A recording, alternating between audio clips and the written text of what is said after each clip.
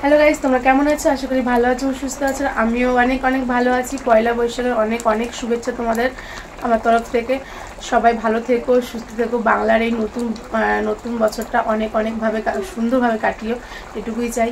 তো কথায় আছে, যা শেষ ভালো তো সব ভালো। তো আমার শেষটা একদমই ভালো যায়নি, যার জন্য পুরো বছরটা আমার কীরকম যাবে বলতে পারছি না। তো চোখ মুখ দেখেই বুঝতে পারছো চোখ মুখ কতটা ফোলা ফোলা, কারণ প্রচণ্ড পরিমাণে ঠান্ডা লেগেছে। ঠান্ডাটা কী করে লেগেছে জানি না। আর রাতে রাতে জ্বর হচ্ছে, জ্বরটা নয় বুঝতে পারছি পায়ের যন্ত্রণার জন্য জ্বরটা হচ্ছে, কিন্তু ঠান্ডা কী করে লেগেছে জানি না। তো যাই হোক, সকালবেলা 6টার সময় ঝাড়াতে গেছিলাম পাটা। সবাই বলেছে মচকা লাগলে নাকি ঝাড়া টাড়া দিলে ঠিক হয়ে যায়, তো ঝেড়ে নিয়ে এসেছি। তাছাড়া কালকে তো ব্লগে তোমাদেরকে বলেছি যে আমি হসপিটালে গেছিলাম ডাক্তার দেখাতে, ওখানে এক্সরে করেছি। তো এক্সরে রিপোর্টও দেখানো হয়নি ডাক্তারকে, কারণ শনিবার ছিল, ডাক্তার উঠে গেছিলো, টাইম হয়ে গেছে, 2টো পর্যন্ত বসে ডাক্তার, তার জন্য সোমবার যেতে বলেছে। তো এখন আমি আছে রান্নাঘরে রান্না করছি। সাইডের ব্যাকগ্রাউন্ড দেখতে পাচ্ছ, ভাতের হাঁড়ি আছে, এখানে ডাল করেছি, ডাল আছে, চালের ড্রাম, সব কিছু আছে, যার জন্য আর এক জায়গায় বসলে না আর উঠতে পারছি না পায়ের যন্ত্রণায়। আর এদিকে এরকম রান্না করছি। মাংসটা হয়ে গেলে মাছের ঝোল করবো, ভেন্ডি ভাজবো, তাহলে রান্না কমপ্লিট হয়ে যায়। সকালবেলা আমার কর্তমশাই উঠে স্নান টান করে ঘরের সমস্ত কাজ করে স্নান করে পুজো দিয়ে ও রান্না বসিয়েছে, কারণ ব্যথার জন্য রাতে ঠিক মতন ঘুম হচ্ছে না, ওর জন্য ও রান্না বসিয়েছে। তারপরে আমি গ্যাসটা আস্তে করে নিচে নামিয়ে আমি করছি, অনেকটা করে দিয়েছে। তো ভাবলাম আজকে পয়লা বৈশাখ, ও একটা দিন ছুটি পায়, তো করি কষ্ট করে, কিন্তু অনেকটা ওই হেল্প করছে। তো যাই হোক, বেশি বকবক করবো না। তো ছোট্ট একটা ব্লগ তোমাদের সঙ্গে শেয়ার করছি। তো চলো ভিডিওটা কন্টিনিউ দেখতে থাকো, আশা করি তোমার ভিডিওটা ভালো লাগবে।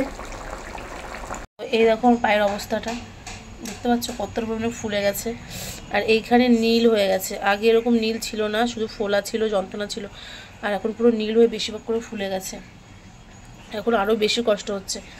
তো আস্তে আস্তে ভালো হবে কি আস্তে আস্তে খারাপের দিকে যাচ্ছে।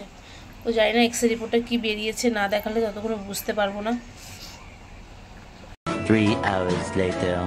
এদিকে রান্না বান্না সেরে দেখো, তো আমি এখানে তরমুজ কাটতে বসেছি, আর এখন বাজে হলো 1টা।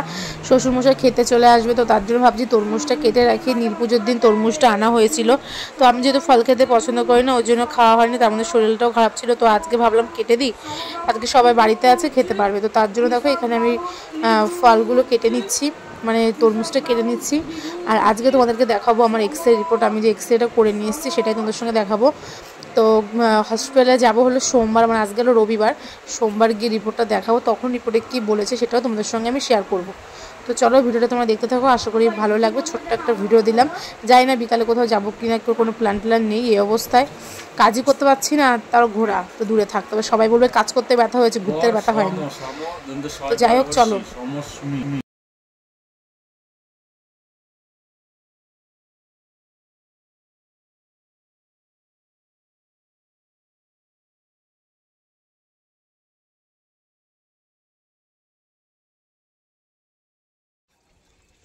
তো এইদিকে দেখো দুপুরবেলা খাওয়া দাওয়া করে ঘুমিয়ে টুমিয়ে আবার পাটা ঝেড়ে নিয়ে এসেছি, যার কাছে সকালে গেছিলাম ঝাড়তে।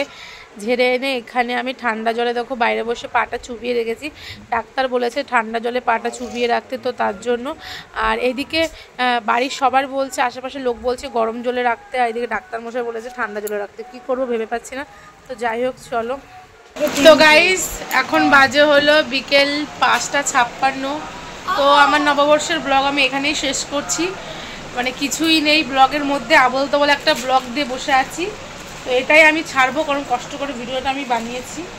তো তার মধ্যে একটা জিনিস তোমাকে দেখাবো। তো এই দেখো আমার এক্সরে রিপোর্ট, কত ভাগে ভাগ করা যায় দেখতে পাচ্ছ, বুঝবে আমার এক্সরে রিপোর্টটা। এই যে হলো আমার এক্সরে রিপোর্ট, এই যে আমার 2টা ঠ্যাং কঙ্কালের মতন, দেখতে পাচ্ছ। এক্সরে রিপোর্টে কি বেরাবে কালকে ডাক্তার দেখাবো। তো যাই হোক, নববর্ষের দিনটা আমার এরকম সকাল থেকে মুখ খেতে খেতে শুরু হলো, আর শেষটাও লোকের মুখ ঝামটি খেতে খেতে শুরু হলো। তো যাই হোক চলো, দেখা হচ্ছে পরের কোনো ব্লগে। ততক্ষণ তোমরা ভালো থেকো, সুস্থ থেকো।